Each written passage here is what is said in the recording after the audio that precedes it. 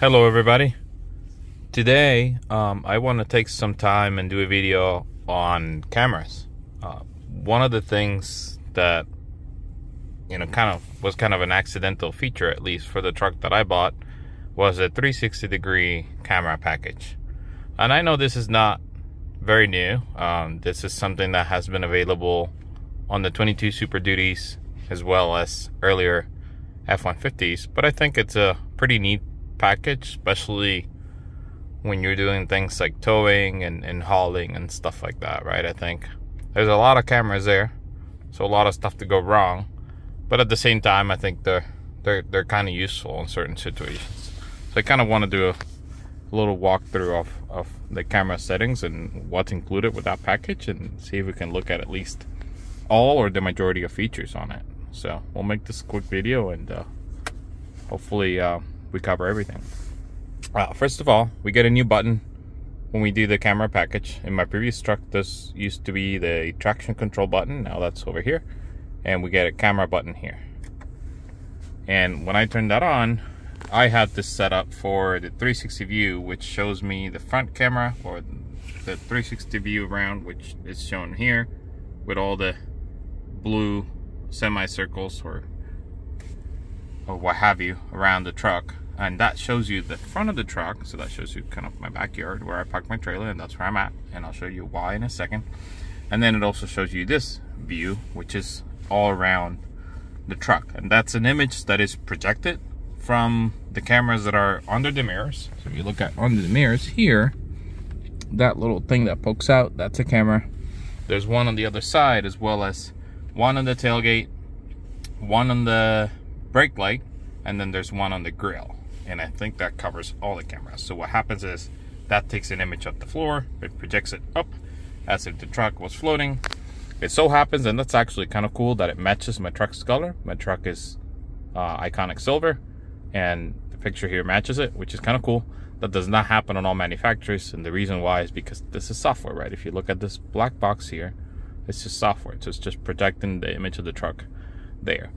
Behind us, we see our trailer. Our trailer is covered, so I can't move it, but I have connected it just to kind of show a couple things, because when you connect the trailer, something special, which I appreciate, happens here. So we'll show that.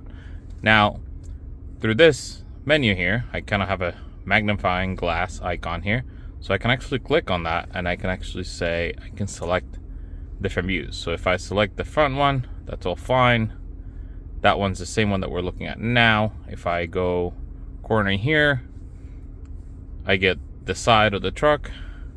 Same for this other side. So I kind of get some grass and a patch of sand filling holes in there. Same for the back. And minimize here. Looking at the back, which stays pretty much the same, just moves a little closer to the back if you look at that movement there. And then finally the last corner. Now this is really useful. This feature itself at least comes up when you're parking, and it's quite useful because these trucks are big, but not just, the problem is not that they're big, is that they're actually awkward to park because of the turning radius, at least for me. Leave your opinions in the comments below. For me, this is, I've been driving Super Duties for probably about 4 years now. They're still awkward to park because of the turning radius to me. Like, they just don't turn in certain places properly. So you never, it's always, you got to get used to it. It doesn't drive like a normal car, I guess. And it's not meant to, and that's okay, right? Not complaining, just kind of pointing that out. There is one thing that I did not plan on covering, but I will cover really quickly.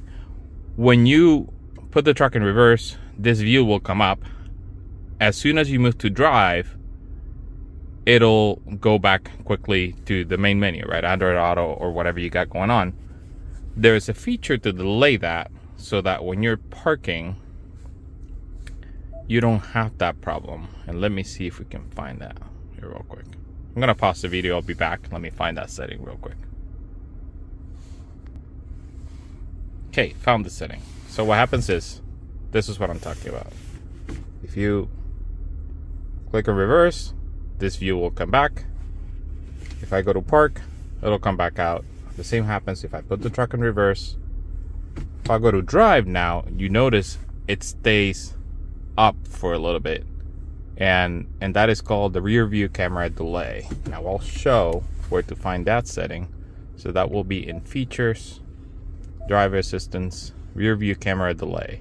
Now I have it enabled at the moment. If I disable it, then what happens is when I put the truck in reverse, it'll show up, and if I move the truck to neutral, it'll go away quickly. So I'll keep that enabled. I appreciate that when I'm parking, just because what I was stating before, it's kind of, you know, nice to be able to do 3-point turns and stuff like that when you have the camera on and it shows you all the obstacles that you got going on around you. Now, moving on to the next camera view, you got your parking alert and all those things. Going down the list, if I select my front camera view, that shows me a full screen of my front, which is kind of nice. And just given the size of the screen, you're able to spot a lot of details.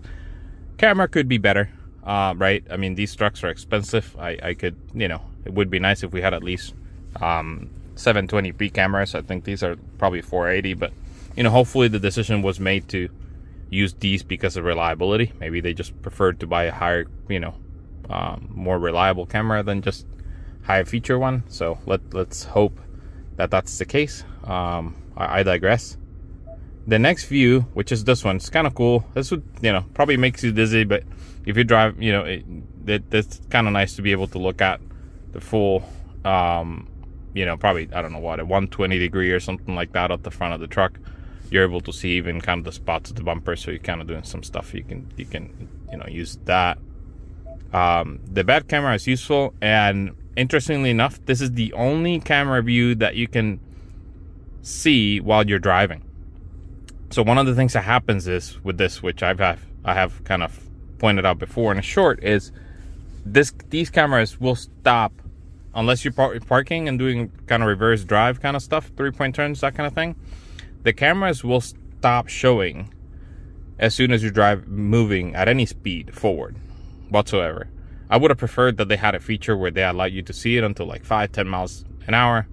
That's something that they could probably address with software at some point.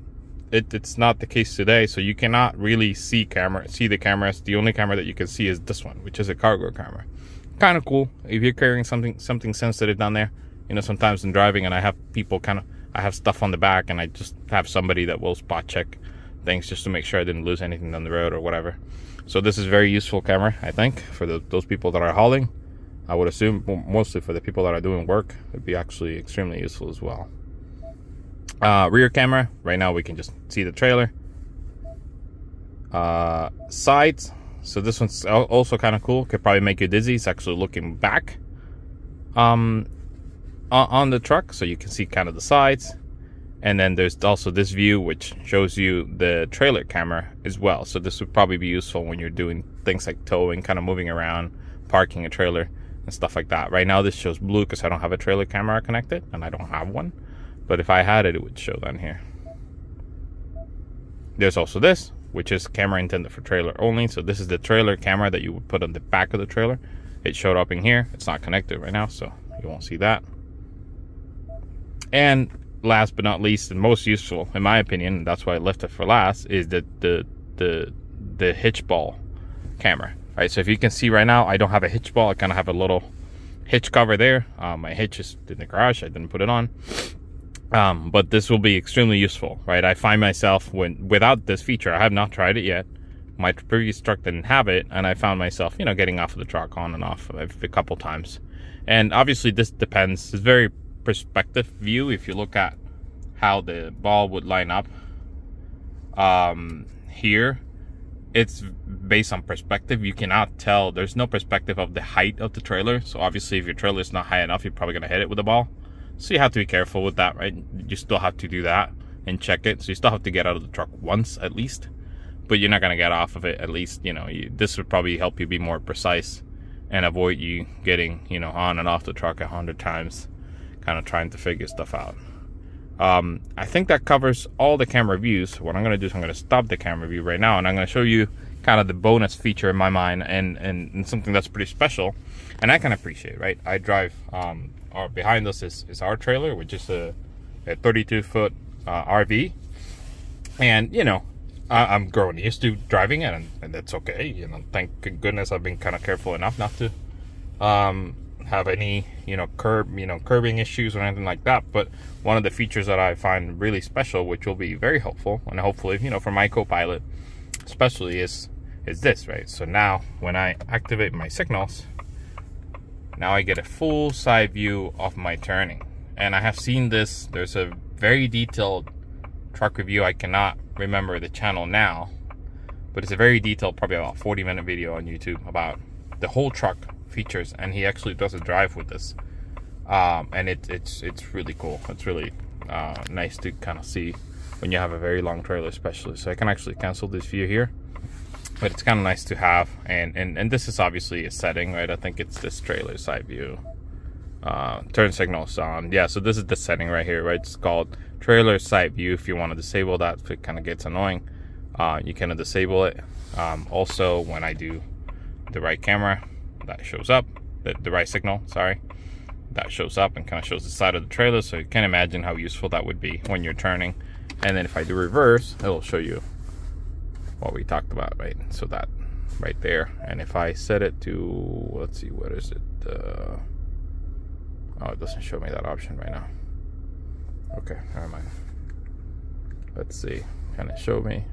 Oh, it won't show me that other option. Oh well. Well, still, nonetheless, I think, it's one of those packages that I wouldn't have think to select if I was ordering a truck. This truck, I just bought it off the lot. In summary, right? If I was to say for the whole video, just summarizing this, I think it's pretty useful. I like the feature. I don't know how much it costs. I can't really remember right now if it's worth it or not. I think the amount of money that I saw, I think it was worth it. It's probably $600 or something like that. Maybe. Keep me honest in the comments below, and we can chat about it. I think it's worth it. I mean, if it's like $2,000 or $1,500, I would probably skimp on it if I was ordering a truck without knowing what it is. Now that I know what it is, I think it's kind of useful. Reduces some annoyances, I guess, of driving a truck this big, and not that big of a deal, right? You can get around without it. But it's just useful to have nonetheless. So thanks for tuning in. Leave some comments below, and let's have a discussion about it. Thank you.